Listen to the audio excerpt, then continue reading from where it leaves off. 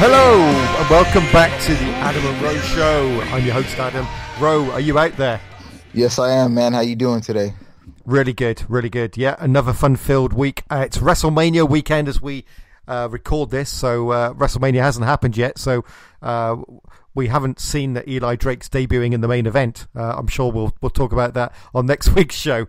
That's not a spoiler way. That's just a malicious rumor I've started. Not that anyone else is going to hear it. Anyway, welcome back to the show. This is the Impact Lounge you're tuning into. If you haven't hit subscribe, make sure you do, and make sure to check out all the other content on there, including obviously the weekly review show from Kyle and Trent and J-Bone now as well, who seems to have joined the team. I mentioned last week that I did an interview with Rosemary. It's got a bit AWOL, this one. I've sent it over to the guys to upload. Hopefully it will go up. I believe that Kyle is struggling at the moment to get content up on the channel. So you never know. Hopefully it will show up at some point this week. Anyway, it is WrestleMania weekend. I know that we're fans of Impact over here, but obviously there's a lot of wrestling going on, a lot of news. Most of it is centered around WWE. So it has been a bit of a slower news week for Impact this week, and this is I suppose a news review each week, but we do talk about other things as well. So before we do dive into the news, let's go back to last week's comment. And first of all, the one I want to bring up is the trivia question. We had our favourite old mucker, Richard Cartledge, who answered it, and unfortunately this week he was first, but he wasn't right, and he was blaming it on me for being too unspecific. How dare you, sir? How dare you put the blame on me? Yeah, it was my fault. It was pretty unspecific. Having said that, Critical Sting did get it right, so well done you. The question being, what was unusual about the Wolves' first tag team title win? And it happened at an untelevised show during their tour of Japan. So it was around the time they were feuding with the Bromans, and I think they won it and lost it before the next Impact aired. So it was just like a couple of day deal where they were tag team champions for a few days. Do you remember this time, Ro, at all? Not at all, man. Like I said, during that era is the Destination America era, and by the time I caught on, they were already 3-time champions. I'm like, when did they even first win it? It is a question for you, actually, because, I mean, obviously the Wolves, they were feuding with the Bromans at that point. I think DJZ was with the Bromans as well during that spell. What did you make of Robbie E and Jesse Goddards? Yeah, Jesse Goddards. Did you like those two? I liked Jesse Goddards when he separated. I thought he had a nice mid-card level gimmick going on. Even when he was challenging for the Grand Championship, I thought he should have probably won it. That would have been fine for him. I thought with Robbie E, I thought his gimmick kind of went way past it needed to, because he had the whole Jersey Shore gimmick, and Jersey Shore by that time had already became irrelevant.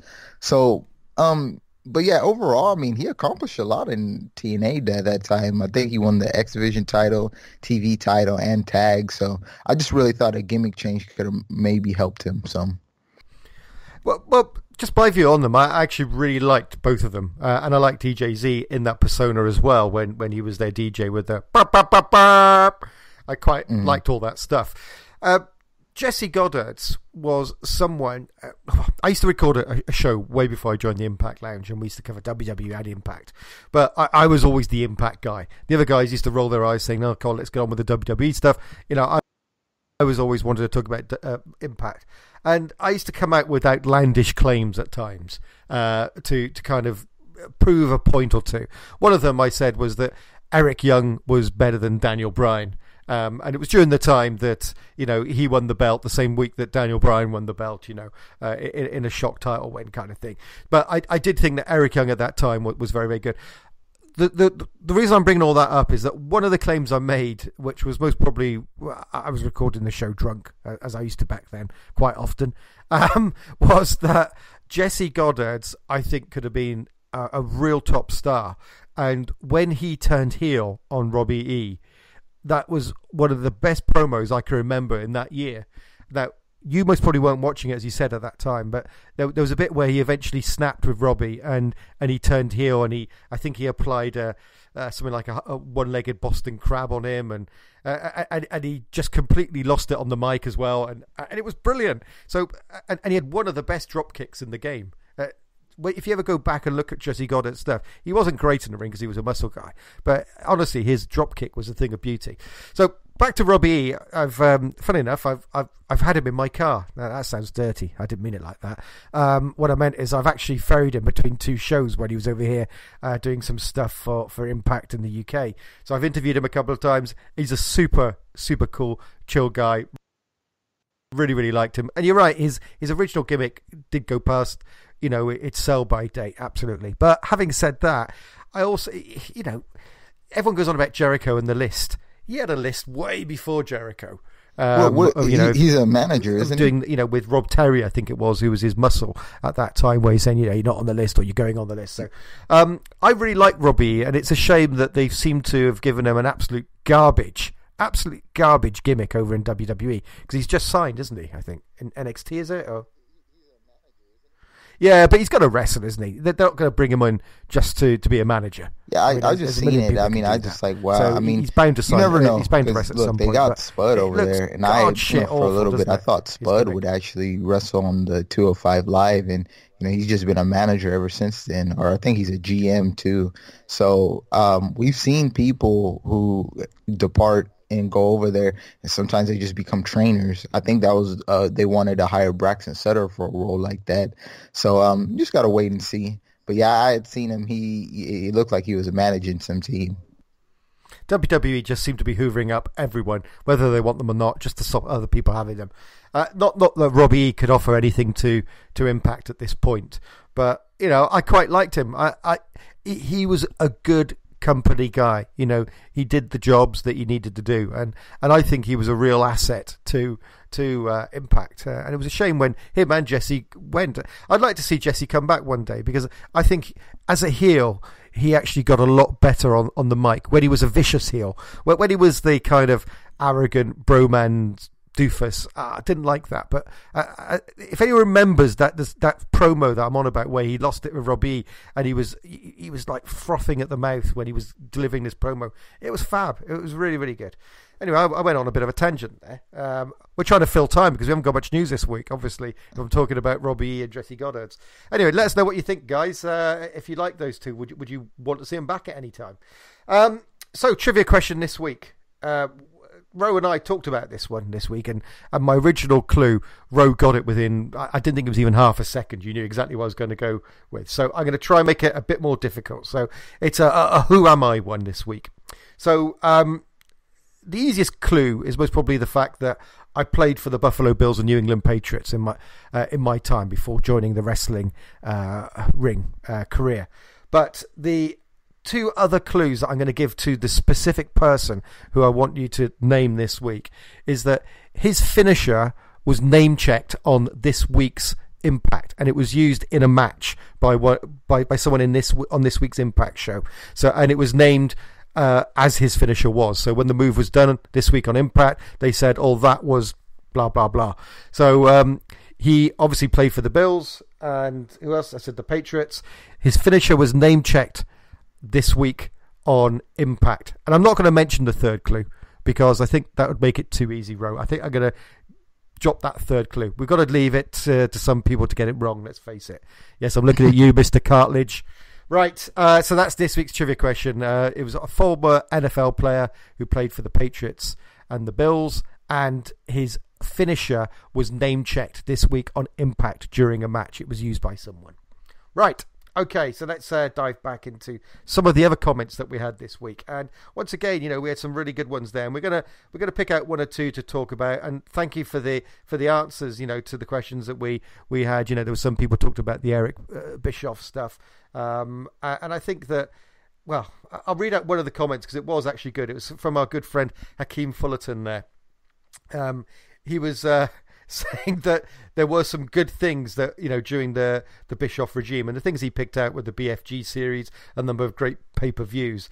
But he also said it was also some of the lowest points. So, Ro, I'm just going to read some of these and just very quickly say whether you like them or not. And if you want to dive into one, you can, but you don't have to. So he also names the Claire Lynch storyline. Did you enjoy that? I mean, I didn't care for it. I mean, I've seen tons of bad angles, so it was nothing. I mean, I had a witness in junior high, the whole Triple H get into a casket with a dead body, so nothing's topping that. No, Triple H dressed as Kane getting into a casket with a dead body, you mean? Oh, yeah, there you go. Yeah, well, Claire Lynch, the thing about it is that it featured, Kaz and Daniels in that storyline. And the only thing I would say was good about it is that it kept Kaz and Daniels away from the Aces and Eights storyline that was going on at the time. I don't think it was a terrible storyline. It was just that the actress that they got to play Cage was possibly one of the worst actresses ever. Sorry, Claire, if you're listening. Okay, his next one was Jeff Hardy at his lowest point at Victory Road. Now, we've obviously talked about this before, but I mean, could they have improvised and done something else? Sure, but I mean, I don't want to come across as just because I'm a fan, like I'll look past it. But I guess watching wrestling as a lot, I'm assuming a lot of us have. Like, I mean, there's been far worse than that. I think if anything, what just made it bad was because it happened on pay-per-view. Yep. So you're quite right. But as he said, I think if it had been a TV tape, they could most probably got away with it. But by the fact it was a pay-per-view and the match had been advertised, I just think it was quite hard for them to get out of it. And, if anybody's interested, go back and listen to one of our old shows where we covered it in depth. There we go. Robbie E was the next thing that he brought up, Mr. Fullerton there, saying that was a bad thing. We've just talked about that. Gut check. Now, what about gut check? Because I quite enjoyed the gut check concept. I just don't think they did it very well. But I think that it could have had legs and mileage. Yeah, no, I agree. I mean, it was a nice concept. I mean, I guess it was their form of I had always looked at it as their form of like a Tough Enough. But like I've always said with those shows, I've even said with Tough Enough, when you keep having it, you need some type of success stories. If you keep churning out wrestlers and none of them really kind of get the chance to reach that certain status or be an actual success story, it just becomes meaningless. Yeah, you're right. And then he goes on to mention Brooke Hogan. Yeah, I think we all agree that was pretty awful, but it was always going to happen. So won't dwell on Brooke Hogan. A bunch of old wrestlers making the roster look second best. Look, every company since the dawn of time has had old wrestlers on there. Look at WWE. One of the main matches tonight is Batista versus Triple H. Yeah, so, that's everywhere. I mean, if anything, and that's where I look at it from two things. Like, is it either management's lack of faith in this current era of wrestlers, or are these current era of wrestlers, are they not really drawing? So I mean, you could argue between both, but that's the way that I look at it, because that is the thing. Yeah, seeing some guys past their prime up here in TNA. And, going over some stories, did it bother me? Yeah, but then when I was watching WWE, it happened a few years later. I mean, hell, Brock Lesnar, a guy that was dominating while I was still a teenager, still dominating now that I'm an adult. So that's just everywhere. I think like with wrestling now, a lot of these guys and gals, you don't have a whole bunch of them that are as marketable as they were probably back in the 90s. And let's not also forget that, you're talking about Brock Lesnar there. He lost to Bill Goldberg. He lost the title at one point, so, it's not Impact who did it. It wasn't just Eric Bischoff. So it happens everywhere. So, I'm not going to bust their balls about that one. The other thing that he mentioned, and it leads us on to really our first topic of discussion, and also another comment which I'm going to touch on in a sec. But he says, and during the time, I would say Samoa Joe was made to look like an underutilized mid-card, kind of like how Eli Drake is today. So let's have a quick chat about Eli Drake. But at the same time, it also brings up the question from Colby Cooper, which was, do you think that Impact needs more strong baby faces? So Eli Drake, baby faces. So let's answer the question. Yes, this regime has had a problem with booking a strong baby face. And the answer is, for my money, Eli Drake. I know we talked about Eli last week, but I really think that he could be made to be a top baby face. I also think that someone like Santana could as well. But at the moment, obviously, they've got their thing going on. And I think I had answered this in the comments. The one biggest thing that I have with Impact, they've had a history of doing that. There's always a willingness to turn faces heel for whatever reason. Like it never comes across, or at least just for me, where it's like, okay, the fans are turning on them, so then they decide to turn them. It's just kind of like, hey, we're trying to put this person in a certain position, all right, and we don't want to do babyface versus babyface, so let's just automatically turn someone. And they've had a history of doing it. They have some kind of screwy finish, ref bump, turn heel. So when you have that going for you, like, you're unable to build strong faces. Like, I think sometimes you just ride it out, and then if the character gets stale and you kind of just get the vibe, like, because I've always thought with the Impact fans, they're gonna cheer faces and boo heels. They're not all about the cheer the heels and boo the faces, but you have to just book them as such. And I just feel like they always have done a piss poor job of they'll have you face, and then a couple of months later want to turn them heel. Absolutely, and I think that's been one of the problems with this regime, which I've been disappointed with, is that I thought Don was going to bring back some good old-fashioned booking, of booking heels like heels and faces like faces. I mean, we looked at Eli Drake last week, and Eddie Edwards. They're using kendo sticks to win matches, and I know that's like the Eddie Guerrero stuff, but at the same time, I think a face should be booked as a face, and a heel should be doing dastardly things. Killer Cross is the perfect heel. He does exactly what he's supposed to do, but there's no one really on the face side. And the only one, I think at the moment, the closest we've got to a baby face, well, there's only two. Well, actually, wait there. So we got Cage, who isn't really a baby face, because the other week when Johnny Nitro was being beat up, he didn't want to rush to the ring. A baby face would have come out. Then you've got Eddie Edwards, but he's like cheating to win and using the kendo stick. So he's a face, but he's not a pure baby face of doing the right thing. So the closest we've got is most probably Fallah Bahh. That's what I was gonna say. But he hasn't been put in a position, and you know what? And I didn't mean to cut you off. I think with his look now, because it looks like he's trimming down. So I mean, he's taking it serious. Like, I hope that's something that they take notice with. I mean, I know that Carl and Trent talk about this on the weekly review quite a lot, and we used to talk about it when we were doing the review, that those two should have got a title run. And I'm really disappointed that KM's on a pay-per appearance deal now. He's a good guy to have backstage, But anyway, it is what it is. And going back to the Eli Drake thing, I think that he could be a top babyface. I just, as we've talked about, we don't think he's going to be about for long, which leads us into, I suppose, the first bit of news this week. Ro, tell us what Eli's been doing this week. Everybody always, from when I'm, because I follow him obviously on Twitter, like, they'll ask him about like intergender wrestling, and he gives his reasoning why, he doesn't like it. And mainly his thing is, you have to make it look real, real. It has to make sense. And people, they pick and choose. And then obviously the argument always people want to use is, well, Undertaker, he's a dead guy, that's not real. And how does Rey Mysterio, like, they use the same argument without realizing, or no, my favorite one is China, the late, great China.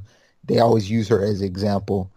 And correct me if I'm wrong, Adam, but China was more of a henchwoman than she was an actual somebody who was wrestling men. She'd have a off match here or there, but really what she would do is interfere matches by low blowing the guys and aiding Triple H or her other DX members.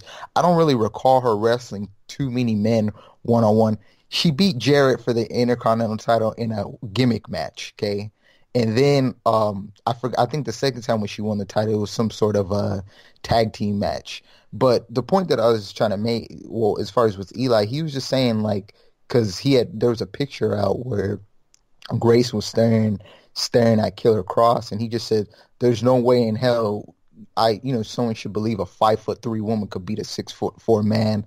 And then, some guy, it took just one person to, you hate women's wrestling, and then Jordan liked it, and then Tessa got into it, so it became like the Knockouts versus Eli. Everyone started crapping on Eli just for his own opinion and stuff. So, I mean, I don't know. I mean, I think we've talked about intergender wrestling ad nauseum. I mean, I'm not a fan of it. People are a fan of it. Cool. But we can agree to disagree. And I just kind of just wish a lot of fans would accept not everybody likes that. Just like not everyone likes Joey Ryan stuff. You like it, cool. You don't, cool. It shouldn't be, if you don't like it, you're a terrible fan. Yeah, just on the intergender stuff. I don't particularly want to see it week in, week out. I really don't. But I don't mind the odd match now and again, and I think that the way they did it with Scarlett was actually quite clever, and it wasn't as bad as I thought it was going to be. I actually thought they were going to just make Scarlett look dominating in the match, but they did make it look like Disco was beating her up. And although the finisher you could see coming a mile off, when I think it was a power bomb of some sort, wasn't it? I can't remember, which led to the win. But I thought it was booked quite well, that match, and at least it wasn't, as you say, going up against someone like Killer Cross. She was going up against, an old timer in the ring.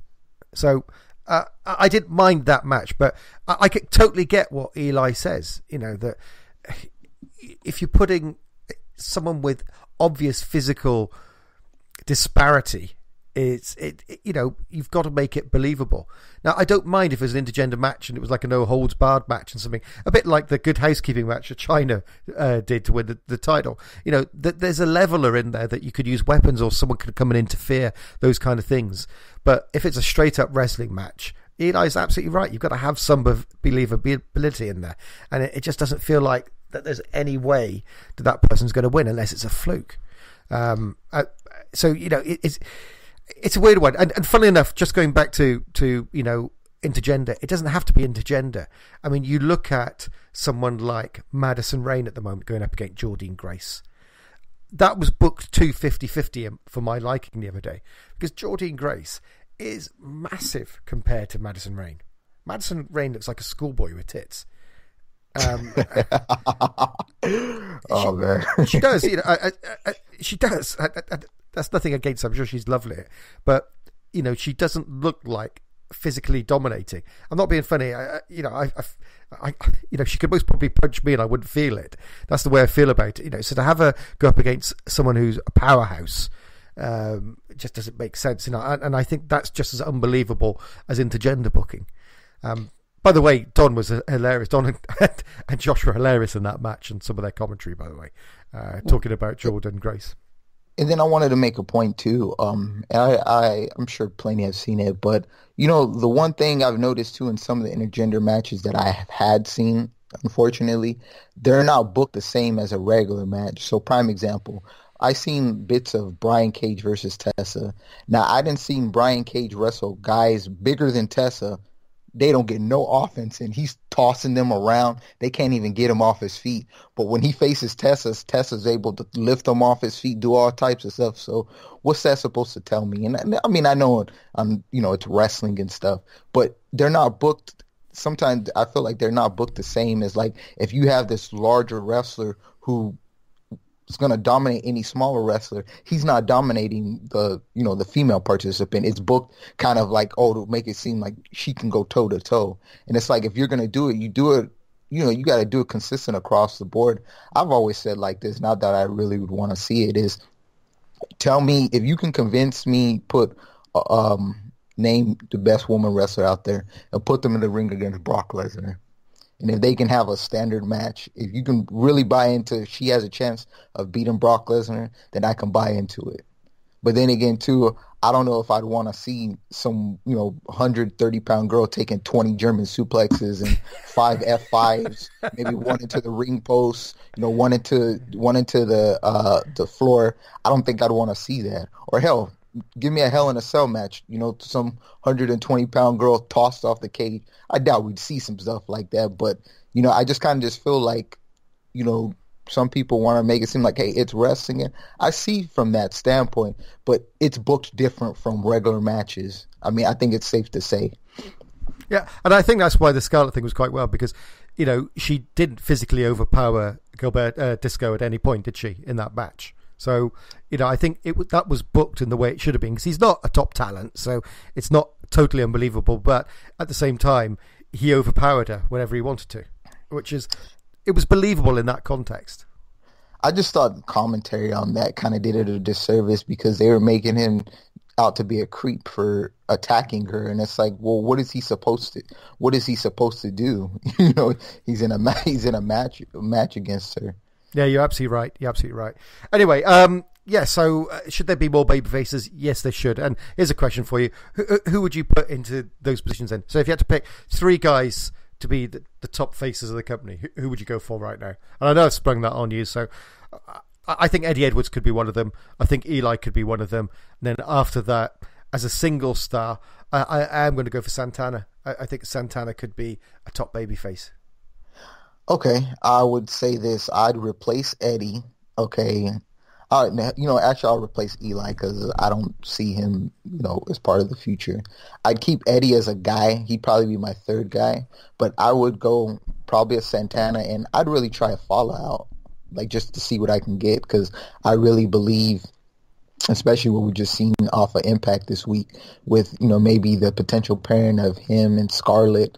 I really think you can find something with him, and it's an organic build. It would be like an organic build because, a lot of us have followed him and kind of watched him from being, a guy who never would win until his whole team with KM and until now. So I take Fala.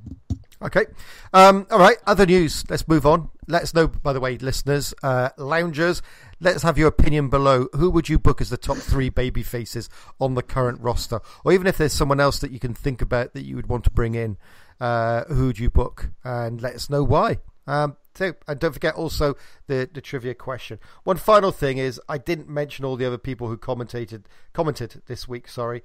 Thank you for each of your comments.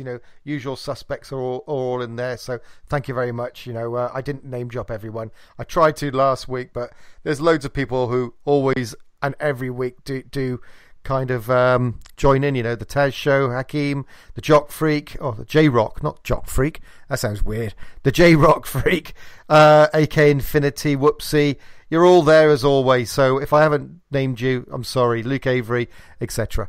Right, okay, let's move on to the rest of the news. So the other big news story this week, RVD is back. Now, you had some strong opinions on this. I'm trying to stay positive, by the way. I'm staying positive this week because I know I got called out the other week for being too negative. And I am trying to stay positive. What do you think about RVD being back? Like I said, I was telling you offline, and I mentioned this on the Clock Cleaners when we were doing the review. I'm going to give him the benefit of the doubt just from what I've seen at United as we stand. He kind of looks out of shape, so I figured maybe give him some time to get in shape. But I do wonder if maybe it's an age thing. Once again, I think any veteran talent you bring is good for name value if they're used to help build newer talent. But we kind of see now that sometimes some of these names, whether it is a Madison Rain or an RVD, they're going to probably be used to kind of fill the void that some of these divisions have. So if you told me you're bringing RVD in and he's going to work in the main event, potentially challenge for the world title, it's not something that I wouldn't believe. I could see that easily happening. So I guess my thing is just, it's a wait and see approach. Hopefully once we see him on TV, he can put on a better showing than what we've seen at United as we stand. But if this is the RVD given the advanced stage and can't move, I really don't know what to say. Okay, well, yeah, I have no problem with him coming back. It might be that they've already consigned themselves to losing Eli. Like, RVD is no Eli, but at the same time, he's got a bit of name value. They are definitely screaming out they need a mid-card title. RVD could hold a mid-card title. I don't think the X Division is the right thing for him. So, yeah, we'll see where he goes, but I don't really want to see him in the main event, just the same as I don't want to see Madison Rayne in there. But at least he's someone different. We saw Madison Rayne 6 months ago, so we haven't seen RVD. 5 years, 10 years. I can't remember when was the last time he was in Impact, but it's been some time anyway.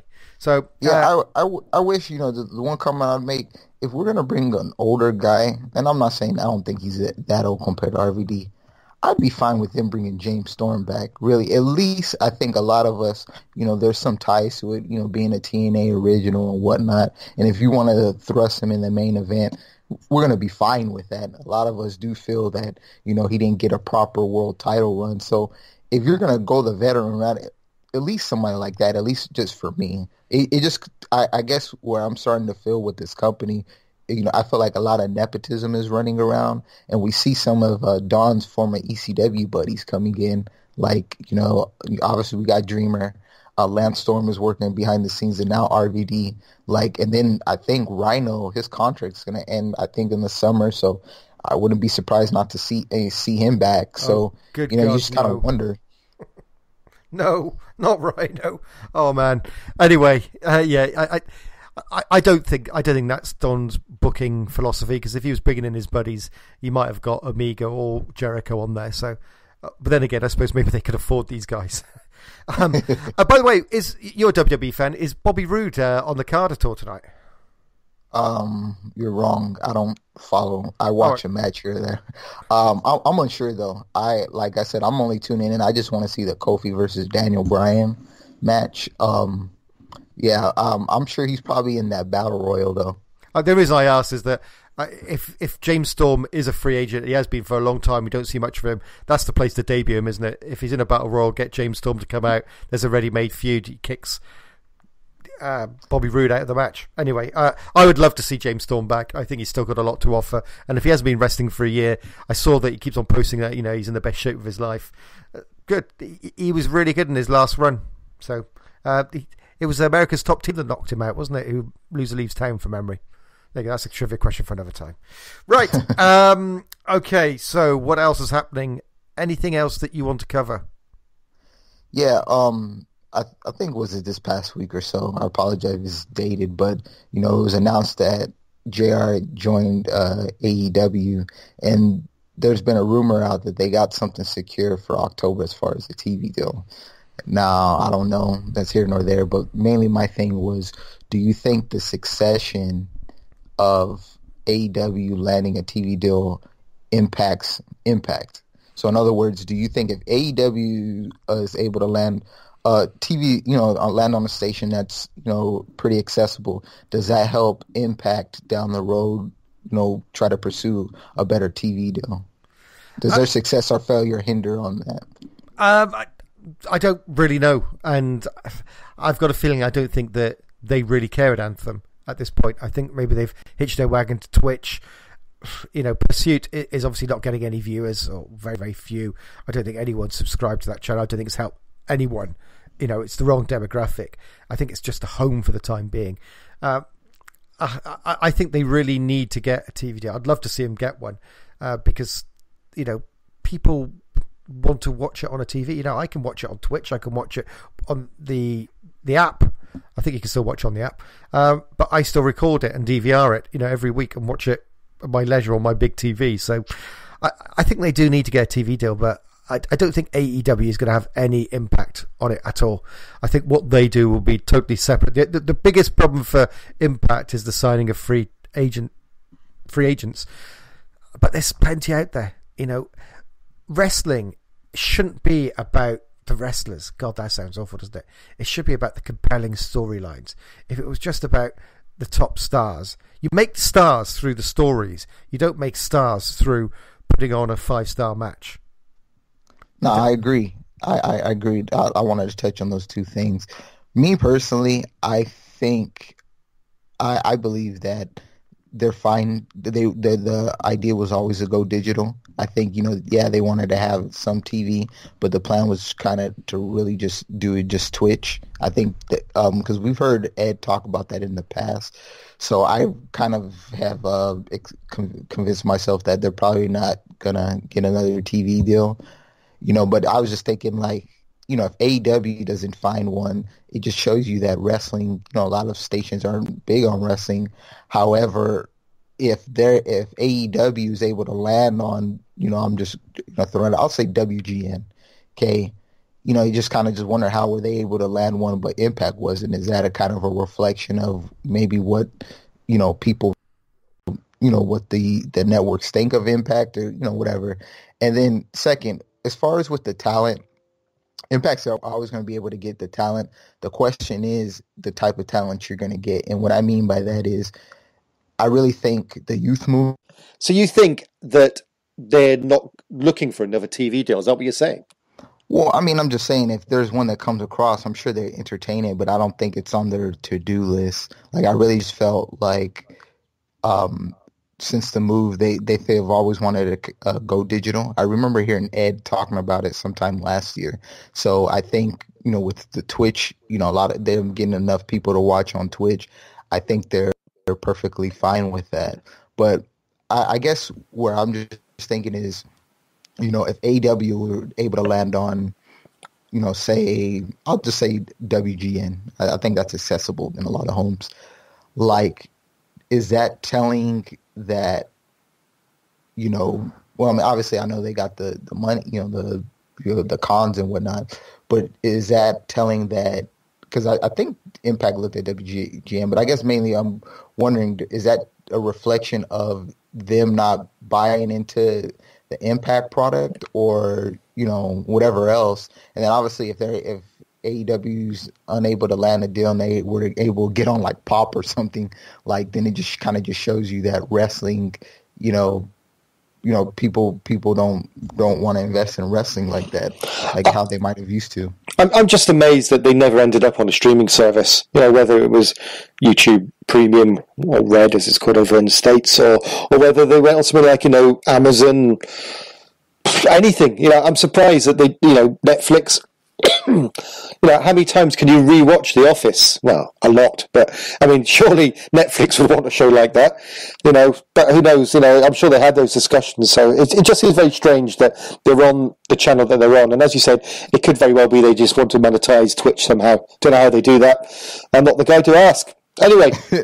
and then with the talent question, yeah, it's never going to be hard to get talent because everybody, I think a lot of these, these indie talents, a lot of them would dream to want to be on TV, but I think as far as it pertains to Impact, where Impact got to be careful is you don't want to get people that have been turned down everywhere else because then you don't know if they really want to be with you or are they biding their time, hoping their time in Impact will get them back on the radar for whether it's a WWE or anywhere else. So you don't want it to be used as a stepping stone. Obviously, you can't control that.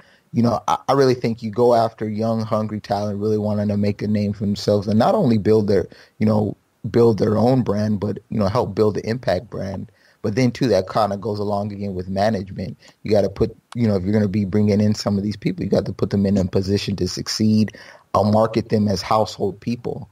And I think that's just the thing where I've really been critical about it. I think sometimes instead of investing in individuals, they want to kind of go the quick, here's a big name from somewhere else, let's bring them in, and then when that, name departs, then, we're left with nothing. Just on what I was saying earlier on, very quickly, because we need to finish up the show now anyway. But, I said that it doesn't really matter about the wrestler, it's about the storyline. I just want to go back a little bit on that, because obviously you got to have some level of competency in the ring and some ability to tell a story. And, I think that is part of my problem with some of the people who are involved with the current product, that they're not getting great storylines, but also they're not that great either an actor or an in-ring storyteller, Ali being a perfect example of that. And I know people are going to say, oh, it's easy to shit on Ali now that she's left. I shit on her the whole time that she was here. So, I do think that you do need to have people who are doing that. But look, Killer Cross, he could have gone to any company. When you see how good he is on television, and he was given a great storyline to come in with, the cards, dressing up as a cop, those kind of things, and he's been given a good time to shine on telly, but that guy could have gone anywhere. So you still need to have a level of ability, but if you're helped by a great storyline, then you can be someone. I'm just trying to, listeners, help me out. Can you think of someone who's been in a fantastic storyline but actually wasn't very good in the ring? Let me know. Can you think of anyone, Ro? Not at the top of my head. I'm sure there's been plenty, but no, I'm with you. And see, there lies a thing too. I think sometimes they have plans and they're not able to change on the fly. Like I'll just I'll beat this like a dead horse with Killer Cross. I really think Killer Cross should be champion right now, but I think they wanted that. They want to anoint Cage so bad that. I really think once Cage does win the title, the payoff isn't going to be as big as they anticipated. I really thought they had found a gem. This company strives off of finding things that they didn't plan. You think about when the whole bat accident between Sammy and Eddie. They could have easily just brush it off as an accident and move forward, but they had found something. They carried on. Like, that's the stuff that kind of, I think, attracts people. But Just on Cage, by the way, just on Cage, I don't think it's a mistake to put the title on him. But I agree that I don't think the payoff's going to be anywhere near what they want. And the reason being is that he's not someone that you particularly want to cheer for. And what I mean by that is that he's a machine. He's jacked to the gills. I mean, this is a guy who should be a bully, not someone who you're going to evoke sympathy and you want to root and cheer for. Now, I know Hogan was muscle bound. I know John Cena has been muscle bound. The Rock was when he was a face. But they've all had personality. Cage hasn't got a personality. He's just a big guy, which is why I don't think him as a face works particularly well. I don't think that he's, because he can't work as a face, he has to be a heel. But I just don't think he can be that top star because people, if he's set upon by someone, you don't really feel sorry for him because he's so big. He can handle himself. Does that make sense, what I'm saying? Yeah. Well, my thing was just, he was the safe bet. Like, I really kind of thought with him, if you wanted to peg and just say the beginning of the year, hey, at Slammiversary, he's going to be in the main event, like, fine. But I really think they rushed it, with him, even the way that they had him drop the X Division title, or vacated, I should say, sorry. Like, they rushed it. And, they're putting all their eggs in one basket because, once he wins, like I said, I think he's going to have a long title reign. I mean, unless they decide to, have RVD beat him. I don't know. It's not out of the realm of possibility. They are going to Philadelphia, I think, next month. So who knows? But I just really thought he was a safe bet. So I really thought it was a perfect opportunity to kind of try some other people out and see what they can do. Then finally, just like, all right, here, we're going to give Cage a run for it. Yeah, I'm just not convinced that he's the right guy to have as the champion, representing the company. Now, I caveat that as a face. I just think that he is someone who could be a great mid-card belt holder, a TV title thing, something along those lines. But as the top face of the company, he doesn't work for me. He works as someone who's a badass, etc. But when you want a face of a company, look at all the amazing faces over the years. Okay, and obviously we have to talk about WWF, WWE, but when you think of the top baby faces in this industry, they've all had personality. Hogan, Rock, Cena, the list goes on. I'm just trying to think of other ones. They've all been able to have kids want to buy the T-shirt, wear Bret Hart sunglasses, all these kind of things. You don't get that with Cage. They might, buy a T-shirt, but you know what I'm saying. You can't imagine putting him on Regis and filming or whatever it is you have over there, some as being the guy who's going to go on and make the audience laugh and say, yeah, he's a cool dude. You can't imagine that with Cage. It's crossover appeal, and I think that's the one thing that the company has always been missing.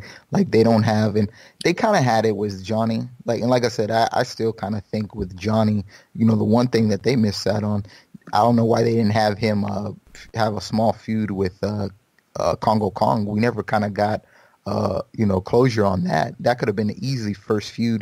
They're going to cheer Johnny in that.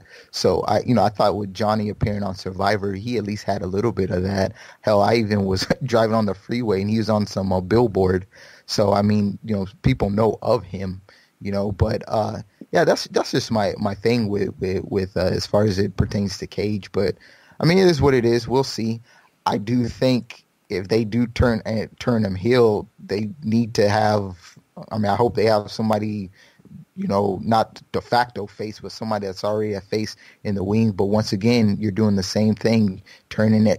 Someone comes in, wins as a face, turns heel. I mean, how many people are going to keep turning? Well, you're absolutely right, and that's why I think that he will win it as a face, and I don't think he'll have a very long title reign. I think he'll win it, they'll keep him on it for a couple of months, and then someone else will take over, whether it's a heel or whatever face or whatever, but I don't think they'll turn Cage. If they do, I think it's a mistake, although I've just gone through saying that he doesn't work as a face. I think it would be a mistake to put the title on him and go down the Johnny Mundo route. Johnny Impact route. There's so many bloody names I can't remember. Anyway, listeners, loungers, let us know who you think should be the top baby faces in the company and what your thoughts are on everything we've talked about today, because, we've covered a lot. We've talked about Eli. Ro and I both think that he's going. I hope he doesn't. I hope for some miracle they keep him. Having said that, if he does go, look, he's given a long time to Impact, and he's jobbed. He's jobbed for them for the last 2 years. He's done a job for them. He's been in some quite crap storylines, but made the most of it and made it entertaining in a way that EC3 didn't on his way out, I might add. So I have no problems if Eli went over to AEW. Was their top champ. I would have no problems with that. I think he deserves it. Anyway, so let us know who you think the faces are and give us your answers to this week's trivia. So just a reminder, he was an NFL player who played for the Patriots and the Bills, and his finisher was name-checked on this week's Impact. So they are the two clues. So there you go, Richard Cartledge. I've been quite clear this week. Yeah, that's right, I'm calling you out again. Come on, Alcy. You're going to be first this week. I know you are. Come on, dude. You can do it for me. Come on, Team Adam. Right, that's enough. Time out. Time for us to go. Enjoy WrestleMania, or if it's already gone, I hope you enjoyed it. Is Rebellion this weekend as well? I can't remember. Is it next week? When is it? Nah, Rebellion, I think the 28th. All right, so we're a few weeks off. Yeah. Anyway, enjoy whatever Impact show you're watching this week, and we'll catch you next one. Bye.